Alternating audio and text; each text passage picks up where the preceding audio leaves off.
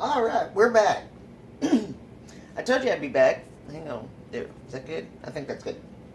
I told you I'd be back. Now, we still got our chicken in the oven. That's all right. It's doing good. It's looking real pretty. And hopefully by the time we get this done, that'll be coming out and this will be going in. So, we're going to make an applesauce upside down bundt cake.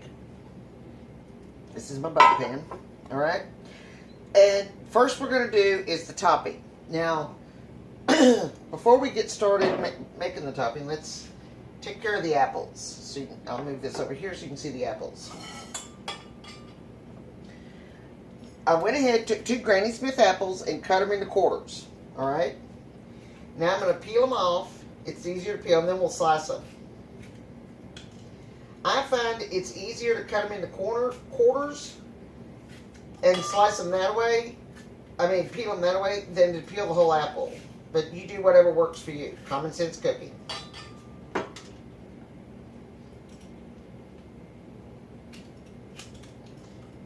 And that's going to take us till doomsday. I'll do it my way. Now what we're going to do is we're going to make an upside down applesauce cake. And we're going to do a quick and easy cake. And by the time we're done and you taste it, you're not going to know that you used a cake mix at all.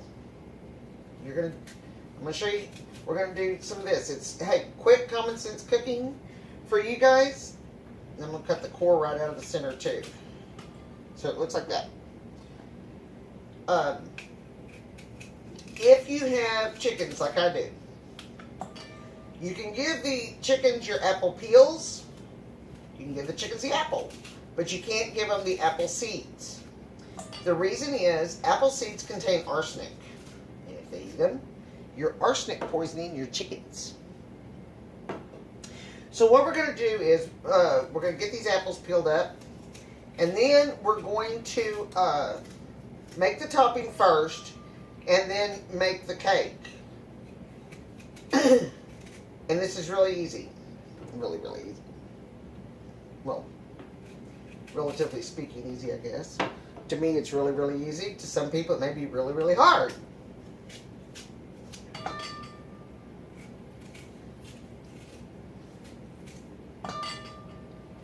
So as I told you, we're going offshore fishing in the Gulf. I know you have already figured out that I live in Central Texas. And here, everybody goes to the beach. That's just what you do. Texas is blessed to have, I think it's 1,700 miles of coastline. We're really blessed because the majority of our state sits on the Gulf of Mexico. And there's not an ugly spot anywhere. You can go swamp fishing up on the Louisiana end. You can go to South Padre Island, which is absolutely beautiful, and spend a day at the beach, and then go to Mexico the next day, if you're brave enough, and spend a day in Mexico. Right there at Matamoros. It's all really cool. That's the far southern end. And that is truly on the Gulf of Mexico. All the other places around the Texas coast, most of them are bays, just off the beach. You have to go to the other, you have to like go out on a boat to get into the Gulf of Mexico. It's all bay water, because it's all a chain of islands, reef islands, coral reef islands. It's beautiful, and some of the best fishing you'll ever do. And you'll see, I'll take pictures, I'll do a couple videos. Well, we're going to be down there 4 days, so I'll get some videos. I'm excited because my puppy Bubbo, this is, well, he's not a puppy, but my baby Bubbo, this will be his first time at the beach. Alright, so, apples are done. So we're just going to set those aside right now, for right now. So now we're going to make the topping. I've got a stick of butter in our pan. Okay? We're going to put it on low. We're going to put it on low. And to that, I'm going to add a 1/4 cup of half and half. You can use heavy whipping cream. You can use milk. You can use melted Cool Whip. You can use melted vanilla ice cream, which is amazing. I just didn't have that. This is what I have. And to that, we're going to add a cup of brown sugar.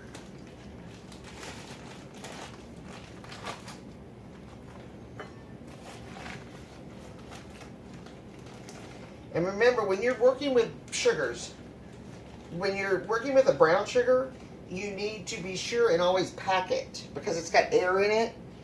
The reason it's brown, you know what makes brown sugar brown? Molasses.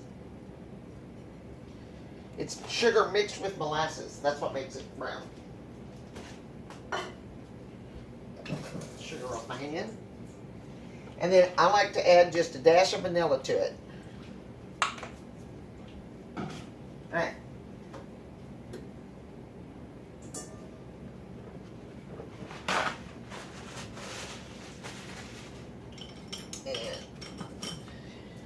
We're just going to whisk this up. Now, I know you see this stick of butter sitting here on the stove. That's because I'm softening it because this is going to go in the cake. And you want it soft, not melted, but soft. Okay, so I'm going to turn this up just a little bit.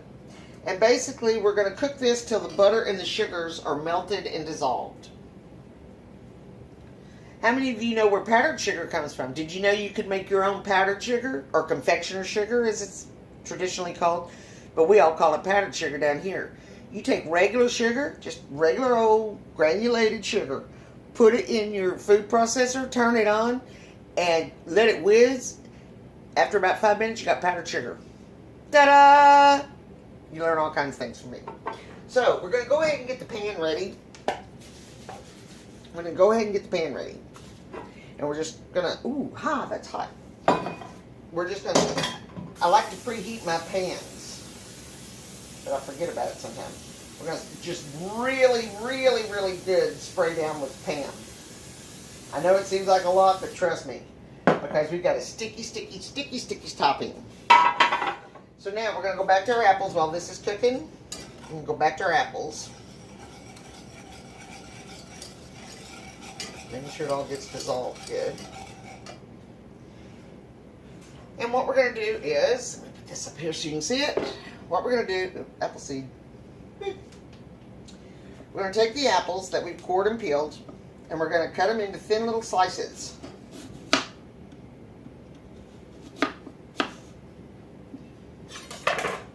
Bigger knife and come into thin little slices. You can do thick fat slices if you want to, but I think they cook better if they're thin. They cook more even and they're more tender. And let's put these down here because this is getting on my last good nerve. We're working my nerves today, aren't we?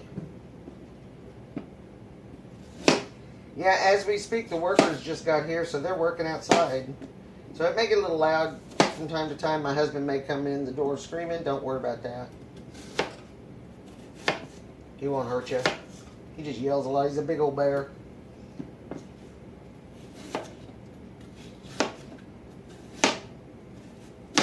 Alright. Alright. And they don't have to be perfectly uniform. You don't have, unless you're just super, super OCD. You don't have to worry about that. Now we're going to take the apple slices and you're going to set them in your pan curved side down. And in a Bundt pan, you know, it's got the little grooves to make the little design. It works out really good. And I try to stack them in those grooves first and then fill in around them. And the reason we're doing this is it's like making an upside down cake. Only we're doing it in a Bundt pan.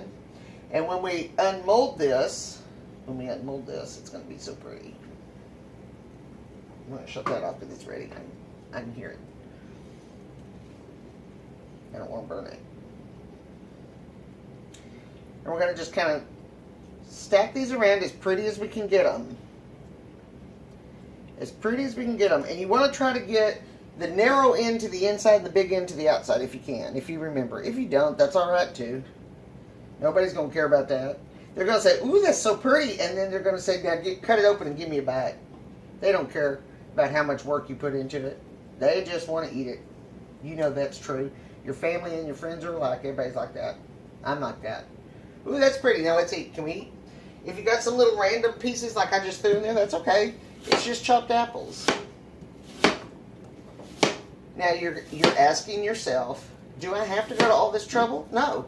Buy yourself some canned pie filling and just throw it in there, and then you eliminate this whole part and you can go straight to the cake, and that makes it a lot quicker. But it's the little things that make it special. It's the little extra little bits that make it special. And 2 apples is going to be probably enough. I wouldn't do more than that. Just depends on how much you want to cover it up. You want it kind of even, you know, all the way around. You want it looking pretty all the way around it. But, you know, does it have to be perfect? No. There's no such thing as perfect in my world. When it's the way I like it, it's perfect. All right. Do you see where we're headed with this now?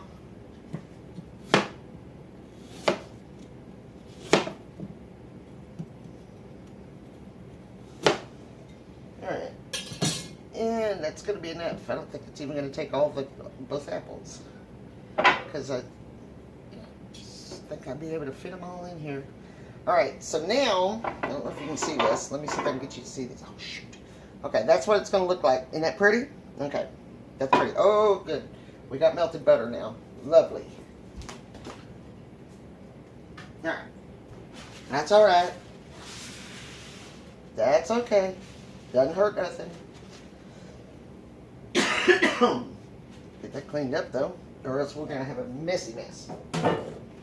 Alright, so now, this is our topping that we made. Brown sugar, milk, ice cream, Cool Whip, whatever you want to use, and a little vanilla, and that's all there is to it. Okay? And we cook it till it's really smooth and creamy and butter. Until it's really smooth and creamy and pretty. Okay? So now we're going to take this and we're going to evenly kind of go through the middle of the apples, because you want to kind of get it even all the way through the apples. And you just keep going around and going around until it's all done. And you get all the goodness. Alright. So, are you with me? Now this is what we got. Isn't that pretty? Okay. So now, hang on, this is going to get a little bumpy, but we're going to move to that side over there and do the cake.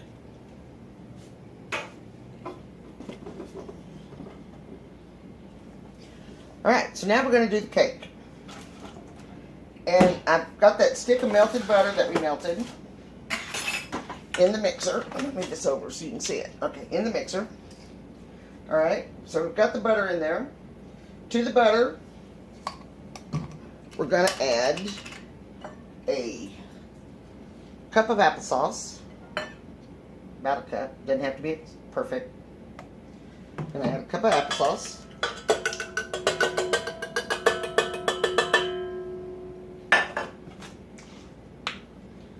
A sprig of vanilla, just a sampling, and 4 eggs.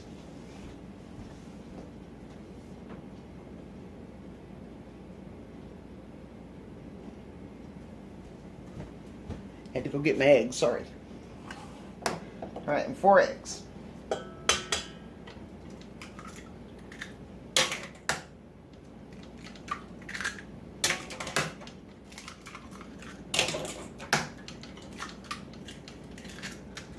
Alright. And we're going to blend that up.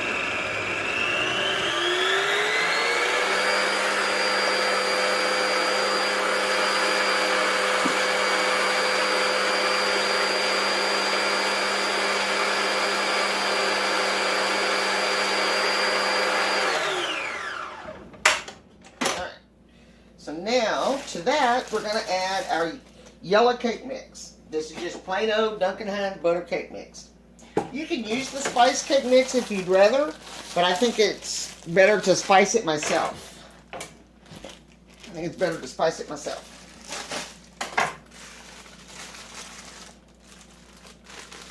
Just dump it in there. Dump it all in there. Now, on most cake mixes, here's a little tip.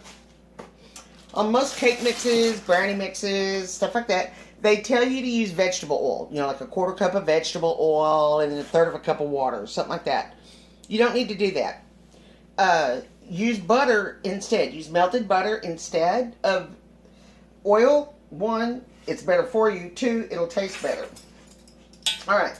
And to the cake mix, we're going to put in a teaspoon or so. Going to put in a teaspoon of cinnamon and a half a teaspoon of allspice. Now, if you wanted to add, I'm going to start it on low so it doesn't all come blaring out. If you wanted to add nuts to this, walnuts, pecans, feel free to do that. I do all the time, except 2 reasons. 1, I'm taking this to work, so I don't know about nut allergies, number 1. And number 2, I just don't have any on me right now. I'm going to stir it up, let it roll.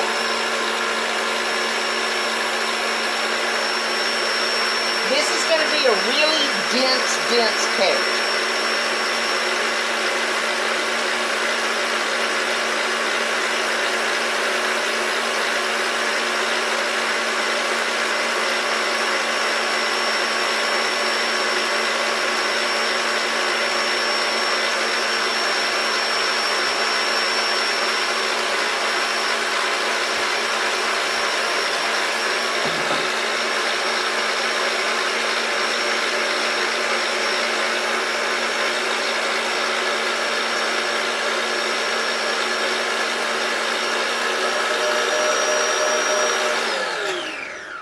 Okay. Alright. Don't leave anything on the beater. Chef's choice. Chef's privilege. It's really good. It's really, really good. So now we're going to take this and we're going to just start evenly around as best we can. Try to stay as even as you can, or you're going to have a lopsided cake.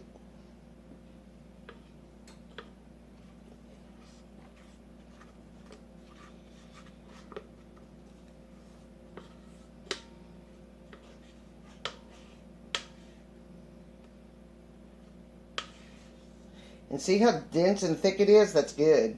It's going to be so moist and so just yum. And it's really good if, when you're done, if you know that caramel ice cream topping that you can buy, that caramel sauce for ice cream? If you just do a drizzle of the caramel over the top, it's like eating a caramel apple cake. It's really good.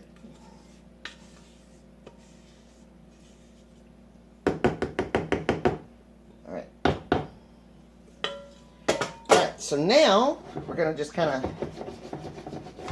give it a little shimmy. Shimmy, shimmy, coconut. Shimmy, shimmy, coconut. Give it a little shimmy. We're good. We're good. Alright. Now, again, chef's choice. We can go in the oven. So now we're going to go here.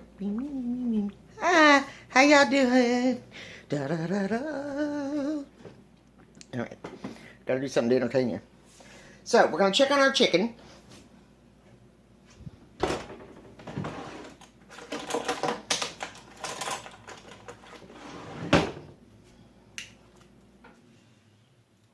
Alright, let's check the temperature on our chicken breast.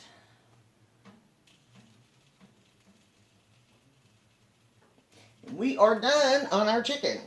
It's reading 180, so we're done.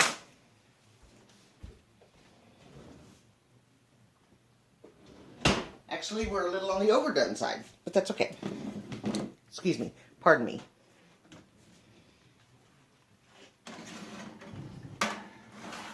So this is our chicken we made earlier. Isn't that pretty? Put a nice drizzle sauce over the top of that. That'd be awesome. So now, in goes our butt cake. In goes the butt cake. And we're gonna drop the temperature down. Oh, we're gonna drop the temperature down on it. to 350. And I'm going to do the timer for 40 minutes.